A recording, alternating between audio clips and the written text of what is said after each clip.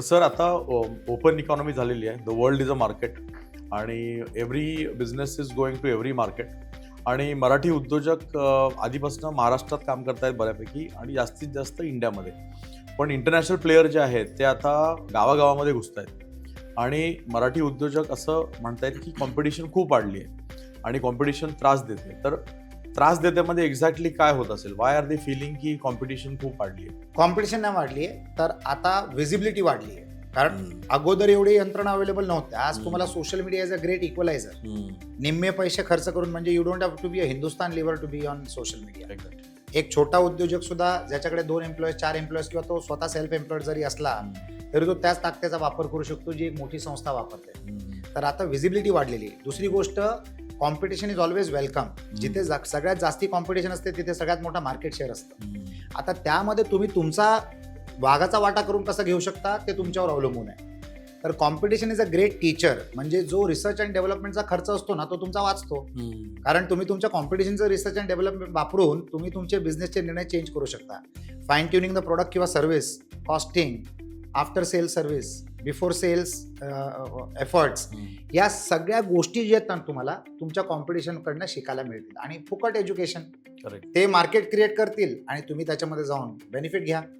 Saint अँजेलोस computers limited जेव्हा मी चालवायचो computer education, माझ्याकडे फुल पेज टाइम्स ऑफ इंडियामध्ये जाहिरात करायची कॅपॅसिटी नव्हती, आर्थिक क्षमता तेवढी नव्हती. तर माझे जे कॉम्पिटिटर होते ते फुल पेज जाहिराती द्यायचे आणि त्यांच्या क्लासेसच्या जवळ माझा पिऊन माझे लिफलेट्स घेऊन उभा राहायचा. म्हणजे त्यांच्या जाहिरातीने येणारा कस्टमर बाहेर पडताना तो आमचा लिफलेट घेऊन जायचा आणि आमच्याकडे जॉईन करायचा. Competition was marketing your product. Competition was creating the market for my concept and my courses. तुम्ही आहे ना कुठच्या परिस्थितीला कसं वाचता हे महत्वाचं आहे. कोण माझ्यापेक्षा मोठा आहे छोटा आहे डझंट मॅटर. तुम्ही वेगळं काय करू शकता ते बघा. दुसरी गोष्ट, everything that you want to invent is already invented. म्हणजे तुम्ही काय नवीन गोष्टीचा शोध लावू नाही शकत. कोण माणूस आता नवीन विमान नाही बनवणार. विमानामध्ये प्रगती होईल. म्हणजे आज समजा जर मला अमेरिकेला पोहोचायला डायरेक्ट फ्लाईटमध्ये 16 तास लागतात तर एक असा दिवस येईल जिथे मी 4 तासात पोहोचू शकणार. तेवढाच बदल होणार आहे. It is innovation. आणि इनोव्हेशनचं प्रमाण जे आहे ना ते 5% खाली असतं.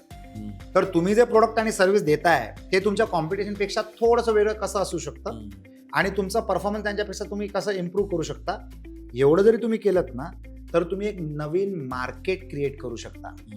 आता फॉर एक्झाम्पल पोर्टेबल बॅटरी आहे, तर पोर्टेबल बॅटरीचं मार्केट एकदम कंजेस्टेड आहे. तर त्या पोर्टेबल बॅटरी जी आपण मोबाईलला चिटकवतो किंवा केबलनी कनेक्ट करतो आणि चार्ज करतो, त्याच्यामध्ये समजा जर तुम्ही मेमरी आणली तर तुमची युजिबिलिटी वाढते आणि तुम्ही प्रीमियम पैसे कमवू शकता. ते व्हायला लागलेलं मी फक्त सांगतोय. ज्याने ते केलं त्याला ते समजलं. एखादा व्यक्ती त्या बॅटरीमध्ये टॉर्च क्रिएट करू शकतो, प्लस मेमरी कार्ड करू शकतो, प्लस ते चार्जिंग करतं. तर तुम्ही एक छोटंसं इनोव्हेशन काय करू शकता आणि त्या प्रोडक्टला थोडं वेगळं कसं बनवू शकता, तर तुमच्यासाठी एक टोटल नवीन मार्केट तयार होते. दुसरी गोष्ट, एक जमान्यामध्ये लोकांना असे बूट घालायचे जे 15 वर्ष चालले पाहिजे.